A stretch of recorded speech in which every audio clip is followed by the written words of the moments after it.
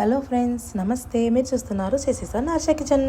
Friends, ఈరోజు మన కిచెన్లో ఎండబెట్టిన మటన్తో చారు చేసుకుంటే అద్భుతమైన టేస్ట్గా ఉంటుందండి. ఇది ఎవరు చేసుకోరు, కానీ ఒకసారి మటన్ తెచ్చుకొని ఉప్పు కారం పట్టించుకొని ఒక 2 days ఆరబెట్టుకొని చారు చేసుకుంటే ఎక్సలెంట్గా ఉంటుందండి. ఈ టేస్ట్ అయితే మనకు మటన్తో కాకుండా ఒక వెరైటీగా మంచి టేస్ట్తో అయితే అద్భుతంగా ఈ టేస్ట్తో ఉంటుందన్నమాట. ఈ చారు మటన్ చారు అండి. ఇది వెండు మటన్ చారు అనమాట. చాలా చాలా బాగుంటుంది ఫ్రెండ్స్.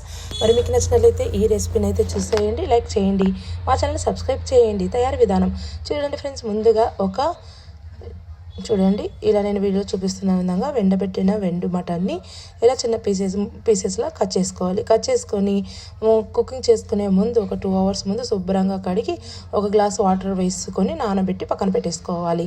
ఒక 2 hours తర్వాత ఒక స్టవ్ వెలిగించి ప్యాన్ పెట్టి ప్యాన్ హీట్ ఎక్కిన తర్వాత 2 tablespoons ఆయిల్ అయితే హీట్ ఎక్కనివ్వండి. ఆయిల్ హీట్ ఎక్కిన తర్వాత చూడండి ఫ్రెండ్స్, ఆయిల్ హీట్ ఎక్కనివ్వాలి.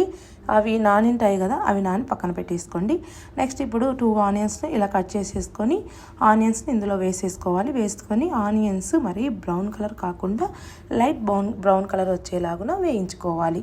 ఇలా బ్రౌన్ కలర్ వచ్చేలాగా వేయించుకున్న తర్వాత ఇందులోకి 1 tablespoon అల్లం వెల్లుల్లి పేస్ట్, కాస్త సాల్ట్ కూడా వేసుకోవాలండి. వేసుకొని ఈ ఆనియన్స్లో అల్లం వెల్లుల్లి పేస్ట్, సాల్ట్ కలిసేలాగా బాగా కలుపుకోవాలి.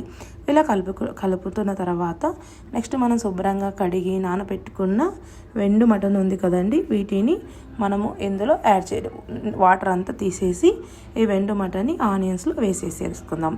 ఓకేనా? ఇలా మటన్ని ఆనియన్స్లో వేసేసుకోవాలి.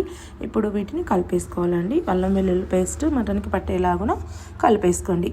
నెక్స్ట్ కలిపేసుకున్న తర్వాత ఇందులోకి ఒక 1/2 teaspoon చూడండి పసుపు కూడా యాడ్ చేసేసుకుందాం.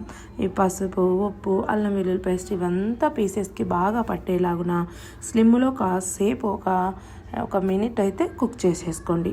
కుక్ అయిపోయిన తర్వాత 1 tablespoon కారం వేసుకోండి. అంటే మీరు తినగలిగేంత కారం, కొందరు ఎక్కువ తింటారు, కొందరు తక్కువ తింటారు కదా.